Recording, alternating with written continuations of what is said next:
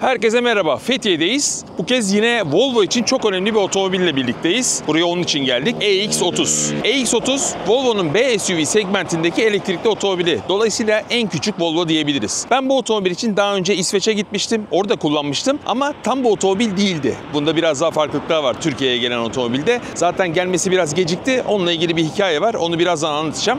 Şimdi otomobilin şöyle bir kartı var. Hemen ondan bahsedeyim. Bundan 2 tane geliyor satın aldığınız zaman. Bir tane de normal bir anahtar geliyor ve bu kartla otomobili çalıştırabiliyorsunuz, girebiliyorsunuz, her şeyi yapabiliyorsunuz. Yine telefonunuza Volvo'nun aplikasyonunu indirdiğiniz zaman da otomobille bağlantıya geçiyorsunuz ve otomobilin her şeyini de oradan yine yapabiliyorsunuz. Şarj durumunu, klimasını açmasını, kapamasını, otomobilin nerede olduğu, hatta daha önceki seyahatlerinde otomobilin hangi rotalarını, hangi saatte nereye gittiğini vesaire her şeyi görebileceğiniz bağlanabilirlik opsiyonu da mevcut. Yani bu ne demek? Otomobilde bir sim kart var ve sim kartla internete her zaman bağlı ve bununla ilgili siz hiçbir ücret ödemiyorsunuz. 4 sene boyunca bununla ilgili hiçbir hizmet bedeli Volvo Türkiye sizden talep etmiyor. Şimdi ne yapalım? Volvo için çok önemli olan bu otomobili şöyle dışından kısaca bir anlatalım. 4.2 metrelik bir boyu var. Yani otomobil küçük, kompakt bir otomobil ama görünüş olarak tamamen Volvo. Otomobilin bakın böyle arka tarafına geçtiğiniz zaman bu otomobilin arkasının daha önemli olduğu için arka tarafa geçiyorum. Çünkü gelecekteki Volvo modellerinde arka tasarım artık böyle olacak. Şöyle orta tarafta stoplar ve stopların böyle birleştiği bir yapı var. Hani şöyle bir yine yapı vardı ya eski stoplarda. Bu yine aynı şekilde devam ediyor ama burada böyle bir bagaj boşluğu var, kaporta boşluğu var diyebiliriz. Hemen bagajına bakalım buradayken. Şimdi biz de burada lansmanda olduğumuz için Aykut'la birlikte bagajlarımızı buraya koyduk. 313 litrelik bir bagajı var. Alt tarafta da 61 litrelik şu tabanın altında da bir bölme var ama ikisinin toplamı 313 olarak geçiyor. İşte 2 tane kabin boy, sırt çantaları, işte çantalar vesaire bunları koyabiliyorsunuz. Ya da tam boy bir valiz, yanına kabin boy, üstüne işte sırt çantaları vesaire bunların hepsini koyabilirsiniz. Zaten bakın şurada da çok güzel bir detay var. Size anlatıyor. Diyor ki bunlar diyor bunun içine sığar mı? Bak bütün boyutlarını da söylüyor. Bebek arabası, büyük valiz, çiçek, küçük valiz, işte bir tane dalma tüpü, bir tane ne bu? Robot mu nedir? Öyle bir şey. Golf çantası, bir de abajur. Bunların hepsini bunun içine sığdırabilirsiniz diyor. Yani akıllı bir tasarım yapmışlar. Zaten koltuğu da yatırdığınız zaman yine 1000 litrenin üzerinde bir hacme kavuşmuş oluyorsunuz. Lastiklerden ve jantlardan bahsedelim. Yurt dışında bu otomobilin aslında farklı jant seçenekleri var. 18 inç vesaire de var ama Türkiye'ye tek paket geliyor ve en dolu paket olarak geliyor. Yani bir EX30'da ne varsa bu otomobilde mevcut. Sadece 20 inç opsiyonu var. Onu da ayrıca aksesuar olarak alabiliyorsunuz ama otomobili satın aldıktan sonra alabiliyorsunuz. Yani 19'dan 20'ye geçeyim farkını vereyim. Bana 19'ları vermeyin 20 ile teslim edin. Yok. 2 lastik çanta sizin oluyor. Ön tarafta yine herhangi bir ızgara yok. Ama bakın çok güzel tasarım detayları. İskandinavların tasarım konusunda zaten herhalde tartışmayız diye düşünüyorum. Volvo logosu ve buradaki çapraz çizgi yine burada devam ediyor herhangi bir ızgara olmamasına rağmen. Buralar falan hep böyle aktif havalandırma ızgaraları, torun çekici olan farları, işte sizi selamlaması vesaire. Bunların hepsi bu otomobilde mevcut. Hemen şöyle bir şey daha göstereceğim. Bakın bu otomobilin özelliği. Biz böyle çerçevesiz aynaya bayılırız ya. Otomobilin dış dikiz aynalarını bile o şekilde yapmışlar. Şöyle bir hemen buradayken şunu da göstereyim. Bir de burada bir frankımız var. Yani front trunk dediğimiz. Artık ona frank diyoruz. Böyle bir göz var. Buraya işte şarj kablosu vesaire koyabileceğiniz bir alan yer alıyor. Bunun hacmi çok büyük değil. 17 litre civarında ama kullanılabilir alan olarak bunun sadece 7 litresinin kullanabildiğini bize söylediler. Amortisörlü bagaj zaten bu otomobilde mevcut. Otomobilin şarj soketi burada. Benzin deposunun olması gerektiği yerde. B SUV olduğu için evet bu otomobil en küçük Volvo ama içi de en küçük Volvo. Şöyle ön tarafta Aykut oturuyordu. Yani ben biraz daha arkada oturabilirim. Şöyle baktığınız zaman benim dizlerim burada biraz sıkıntılı. Sürücünün biraz öne alması gerekir. Bu sayede de ideal sürüş pozisyonunu daha rahat bulamayabilir. Yani ön taraf sıkışır ben rahat edeyim diye.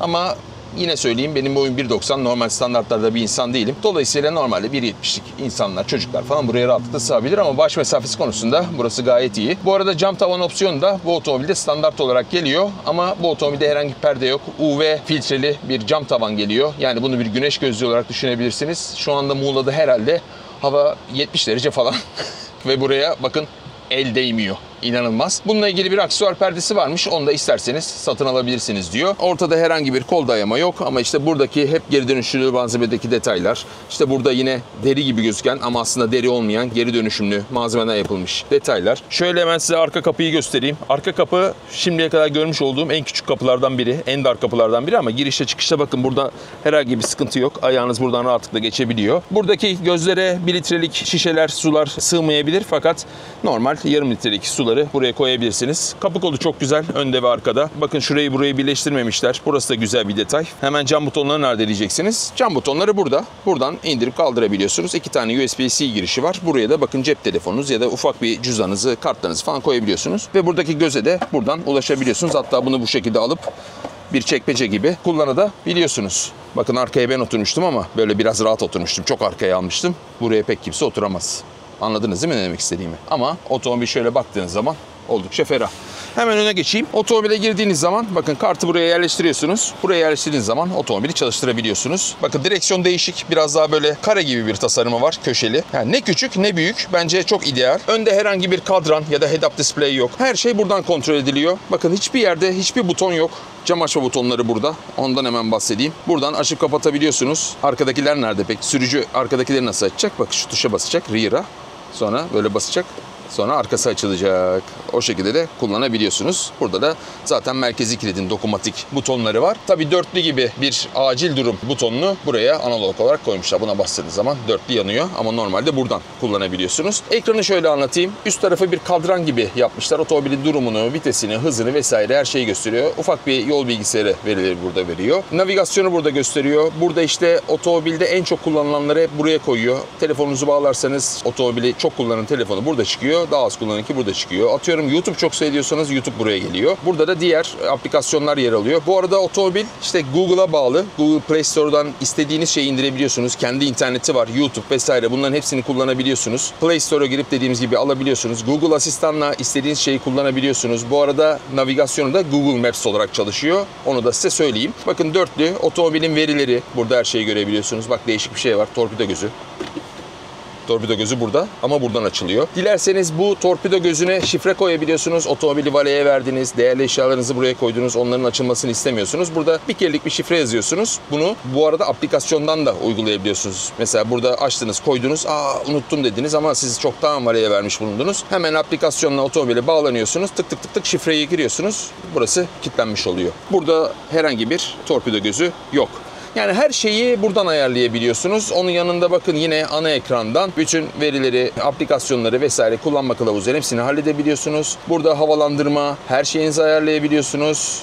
Buradan yine bütün derecelerinizi vesaire, koltuk ısıtmalarınızı, direksiyon ısıtmasını ayarlayabiliyorsunuz. Bunlar normalde yurt dışında opsiyon olarak sunulan ürünler, ısıtmalar, elektrik kodlar vesaire. Bu otomobil dediğiniz gibi hepsi standart olarak geliyor. Buradan da yine otomobil verilerinden bakın araç durumunu dediğiniz zaman da işte lastik basıncı, kullanıcı kılavuzu, yazılım güncelleme. Bu arada güncelleme geldiği zaman yine kendi internet olduğu için güncelleme yapabiliyorsunuz. Bu da bizim bakın son yolculuk verilerimiz. Ne yapmışız? Son sıfırlamadan sonra 18.3 kW yakmışlar ama bunların çoğunu biz kullanmadık. Biz 80 kilometrelik bir yol geldik. 19 yakmışız. Burada da işte jenerasyon ve rejenerasyonu görebiliyorsunuz. Ama bunun bir kötülüğü var. Mesela yolda gidiyorsunuz. Bu verileri görmek istiyorsunuz ama aynı anda navigasyonunuz da burada çalışıyor. Eğer ona geçtiğiniz zaman navigasyon yok oluyor. Dolayısıyla yolu görebiliyorsunuz ama sessiz olarak sizi zaten uyarır. Dediğim gibi burada kablosuz şarj istasyonumuz var. Anahtarı da buraya koyuyorsunuz. Buraya ikinci bir telefon koyabiliyorsunuz. Buraya bir göz yapmışlar. Burası güzel. Ve bunun altında böyle bir kapaklı göz var. Bakın bir tane de normal anahtar geliyor dedim ya. Anahtarı da burada. İşte ruhsat vesaire buraya bir şeyleri koyabiliyorsunuz. Ve bu böyle arkaya doğru bayağı uzuyor. Bakın kol dayama var ama kol dayamanın altında herhangi bir göz yok, dolap yok. Onun yerine şurada bakın şöyle basıp çıkardığınız zaman bir bardaklık geliyor. İkili bardaklık. Bunu böyle şöyle yaptığınız zaman da tekli bardaklığa dönüşebiliyor. Yani kendilerine göre bayağı kullanışlı, değişik bir otomobil yapmışlar. Çok minimalist. Hatta hemen şunu da göstereyim bakın. Elektrikli koltuk. Sürücü koltuğu da hem elektrikli hem hafızalı. Bir de size şunu göstereyim. Bakın tek düğmeden bütün böyle ayarları yapabiliyorsunuz. İleri, geri, aşağı, yukarı ve sırtlık. Kapıda herhangi bir şurada hoparlör vesaire yok. Buraya bu arada 1 litrelikler sığar. Buradaki detaylar biraz değişik. 3 farklı desen alabiliyorsunuz. Bunu alabiliyorsunuz dönüştürülmüş malzemeden. Yine geri dönüştürülmüş yünden ve kumaştan yapılmış komple alabiliyorsunuz. Ya da geri dönüştürülmüş denim yapabiliyorsunuz içine. Dıştaki renkleri de değiştirebiliyorsunuz. Yani aslında otomobil bayağı bir kişiselleştirebilir durumda. Bir de tabii butonlar, direksiyon da var. Yani zaten elektrikli otomobil kullanıcıları buna alışmış durumda. Hatta yeni Tesla'da biliyorsunuz vitesi bile buraya aldılar. Neyse ki bizim vitesimiz hala kolda. Böyle selektör vesaire bunlar da kolda. Ama mesela bakın aynaya ayarlayamıyorsunuz. Aynaları buradan ayarlayacaksınız. Bak aynalar diyor. Sağ sol. Buradan da direksiyondan tıt tıt tıt tıt tıt aynaları ayarlayabiliyorsunuz. Değişik. Yani ilk girdiğiniz zaman belki biraz zor gelebilir ama kullandıkça alışılabilecek bir durum var burada. Ne demiştik demin? Burada hoparlör yok demiştik. Bakın Harman Kardon şu ön tarafa yine opsiyon olarak sunduğu bir soundbar koymuş. Hani bizim televizyonların altına koyarız. Hayvan gibi sesi vardır ya. İşte öyle bir ürünü Harman Kardon buraya koymuş. Dolayısıyla buradaki bütün o kablo vesaire derdinden kurtulmuş olmuş. Yani yer kazanmış diyebiliriz. 1020 watt'tı galiba, öyle bir gücü var. 7+1 hoparlörlü ve bayağı da güzel çalıyor. Harman Kardon zaten bu konuda hep iyi olmuştur. Yine söylüyorum, bütün bu opsiyonların hepsi Türkiye'de standart olarak geliyor. En yüksek donanım paketli otomobil Türkiye'ye geliyor. Peki Türkiye'ye gelen otomobilde bir fark demiştik. Onu da hadi kullanırken anlatalım.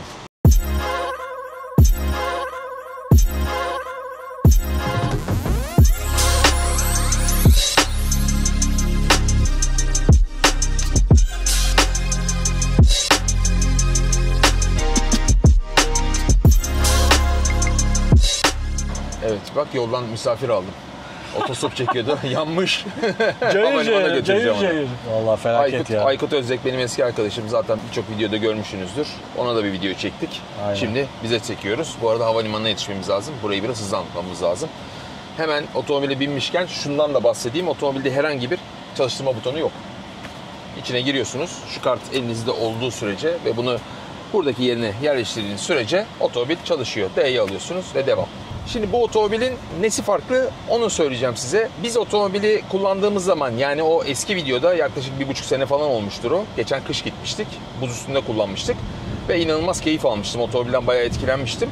O zaman Çin'de üretiliyordu. Çin'de üretildiği için de tabii Türkiye'de ekstra vergisi olduğu için otomobil gelmedi.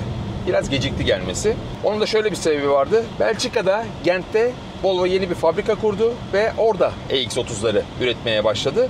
Ve ilk üretilen otomobillerle birlikte Türkiye'de gelmeye başladı. Ama Türkiye'ye tabii oradaki en düşük donanım paketi 200 kW'lık bir motor paketi olan, arkadan yetişmiş olan versiyondu. Bu burada %10 ÖTV diliminin koşullarını karşılamadığı için, yani 150 ya da 160 kW'lık bir motor gücü olması gerekiyor bunun için.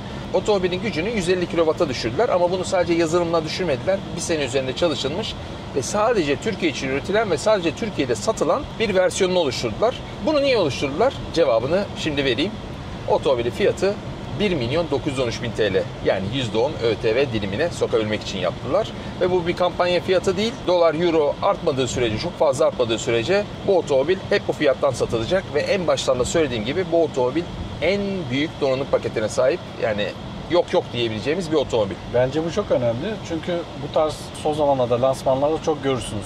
Lansman fiyatı, 30 günlük fiyat, yok 20 günlük fiyat. Yani herhangi bir kurda vesairede bir ya da bu kanunlarda, ÖTV oranlarında bir değişiklik olmazsa bu otomobilin fiyatı bu. Bence gayet iyi fiyat. Bu sayede ne olmuş oluyor? Hem Volvo'nun en uygun fiyatlı otomobili hem de premium markalardaki en uygun fiyatlı otomobil bu olmuş oluyor. Bu bence çok önemli bir ayrıntı. Yani orada mini sayabilirdik.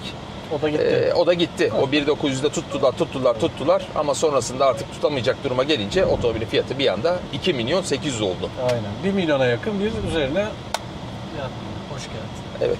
Yani bütün Avrupa Türkiye'ye çalışıyor. Evet. Böyle devam ederse bu otomobil bence çok satar. Zaten alabildikleri kadar, getirebildikleri kadar otomobil getirme amacındalar. Tam net bir adet veremiyorlar. Ama şöyle söylediler, Gent fabrikasının üretim bantlarının %70'i Türkiye için üretim yapıyor, %70'i Türkiye'ye geliyor. Bu bence Volvo için ve Türkiye için çok önemli bir detay. Şimdi otomobilin içi konusunda Volvo'da bulunması gereken her şey var. Ama tasarım konusunda içi böyle minimalist biraz. Ne yalan söyleyeyim. Çok farklı. Çok farklı. Ve Volvo diyor ki bu otomobil şimdiye kadar ürettiğimiz en çevreci otomobil. Yani geri dönüştürülmüş malzemeden üretilmiş bir otomobil diyor. Her yeri o şekilde biraz da kendini gösteriyor. Evet. Yani şuradaki detaylar falan böyle biraz değişik gözüküyor. O belki Volvo XC90'dan inip de işte bu otomobile bindiğin zaman bunun malzeme kalitesi iyi değil diye düşünebilirsiniz. Otomobilde çünkü deri kullanılmıyor. Kesinlikle Volvo artık deri kullanmıyor. Yani şu direksiyondaki deri kaplama bile aslında deri değil. Koltuklardaki deri de deri değil. Yani her şey geri dönüştürülmüş malzemeden desek hiç yanlış olmayacak. Evet. Yani otomobilin oran olarak geri dönüştürülme oranı çok yüksek.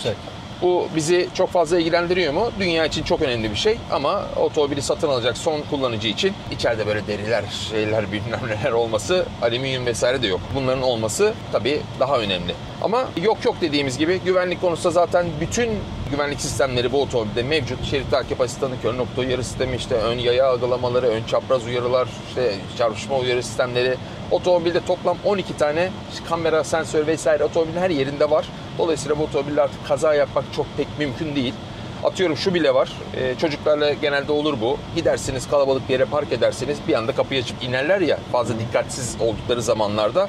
Arkadan gelir bir bisikletli güm diye vurur. Ya da bir kurye, scooter kurye gelir vurur. Bu çok fazla yaşanan bir şey. Bu çok fazla yaşanan bir şey. Burada şöyle bir güzellik var. Daha kapı koluna elinizi attığınız an eğer bir çevrede uyaran varsa, bir tehlikeli durum varsa tat tat tat tat tat tat size alarmlar veriyor ve kapıyı açmamanızı sağlıyor. Şimdi otomobilin gücünden bahsettik. 150 kW diye. 343 Nm'likte bir torku var. Otomobilin güzelliklerinden biri de arkadan itişli olması. Tek motor arkada yani. Ama ne yazık ki ESP kapanmıyor. Bataryası 69 kW, yani yine segmentindeki rakipleri arasında batarya olarak yüksek bir kapasiteye sahip ve 475 kilometrelik bir menzil tüketimi var, karma menzil tüketimi. Biz şu anda mesela %62'de bataryamız ve normalde 17 yakması gerekiyor kataloğa göre. Bunları hep ona göre veriyorlar. Biz biraz daha 19 civarlarında yaktığımız için 227 kilometreden menzilim var diyor. Yani çok kabaca bakarsan zaten bu 400'e falan denk gelmiş oluyor. Bir de şöyle bir durum vardı. Hatırlarsanız diğer videoyu seyrettiyseniz bu otomobilin çift motorlu seçeneği en hızlı Volvo şimdiye kadar üretilmiş olan. Hem 0-100 olarak hem güç olarak. Ama ne yazık ki şu anda bu Türkiye'de yok. Getirecekler. Getirmeyi planlıyorlar ama kaç para olacak? Onunla ilgili şu anda bir veri veremiyorlar.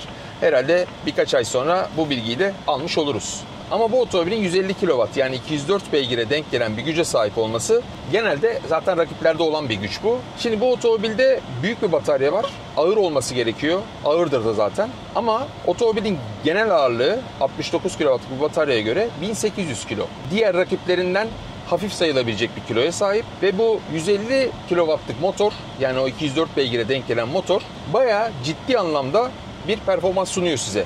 Yani şehir içinde idare eder değil. Bayağı hızlı bir otomobil ki 6,5 saniyelik bir 0-100 hızlanma değeri var ve bunu da gerçekleştiriyor gördüğümüz kadarıyla. Şimdi şurada bir fırsat olursa onu da deneriz.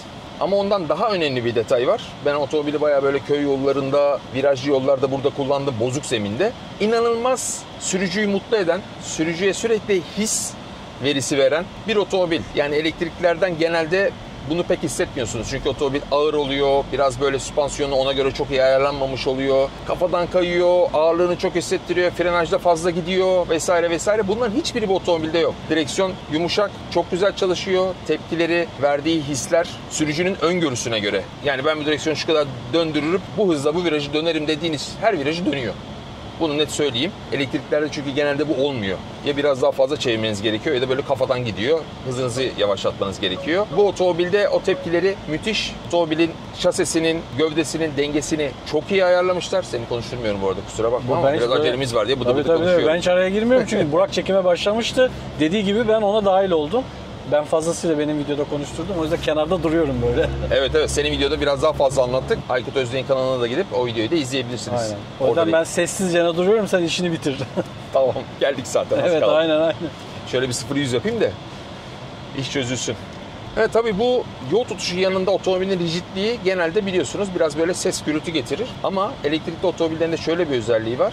Belli bir süratlere çıktığınız zaman motor sesi zaten yok oluyor ve dışarıdaki sesler içeriye baskın olmaya başlıyor. Bunu o 100 km, 120 kilometrelik süratlerde pek hissetmiyorsunuz. Çok böyle güzel akıyor. Aerodinamik katsayısı zaten oldukça iyi. İzolasyonu oldukça iyi. İşte iyi lastikler kullanmışlar vesaire ve süspansiyon da iyi olduğu için hiçbir tıngırtı yok. Rüzgar sesi yok. Yol sesi yok. Ben çok beğendim açıkçası. Yani Volvo bir premium olarak burada farklılaştığını çok iyi bir şekilde bize gösteriyor. Hemen şundan bahsedeyim batarya demişken. 160 küsür kilowattla saatte bir şarj alabiliyor DC'den. Bu da otomobilin %10'dan 80'e bataryasının işte 27 dakika mı öyle bir şey dolmasını sağlıyor. Ben bu 27 dakikalara falan fazla takılmıyorum. Çünkü zaten 1 dakika 2 dakika bir şey fark etmiyor. Ama önemli olan şöyle bir şey var. Bu otomobilin yaklaşık 70 kW'lık bir bataryası var. Ve 70 kW'lık bataryayı bir depo olarak düşünürseniz 70 litrelik bir depoyu doldurmak var. Bir de işte rakiplerinde ya da bazı otomobillerin söylediği gibi 40 litrelik 50 litrelik depoyu doldurmak var aynı musluktan. Bu otomobil o konuda da iyi doluyor. Onu açıkçası söyleyeyim, gayet hızlı oluyor. Ama en büyük avantajı ısı pompası var. Bir de AC'den yani wall charger taktığınız zaman garajınıza 22 kW'la alabiliyor. Satılan elektrikli otomobillerin %90'ı diyeyim 11 kW'la alırken bu otomobil 22 kW'la alıyor. Bu ne demek? İşte 60-70 kilometrelik bataryayı maksimum 4 saatte sıfırdan 100'e doldurması anlamına geliyor evinizde, wall charger'ınızda. Hızlı şarja gerek duymadan ucuz bir şekilde. Bu bence çok büyük avantaj. Onun dışında da söyleyeceğimiz aslında çok fazla bir şey yok. Şurada bir radar var, o radara geçeyim. Sonra bir de bir hızlanma yapalım. Sonra da videoyu yavaş yavaş kapatırız. Bize bir şey derler mi? Demezler. Kalktık bile. Burası iyi gribi olmayan bir şey. Evet. Ve 100 olduk bile. Burada asfalt çok iyi tutunmuyor. ESP hissettirmeden çok güzel devreye girdi. Patinaj çekmemesini sağladı otomobili. Daha böyle iyi tutan bir asfalt olsaydı biraz daha hızlı kalkardık.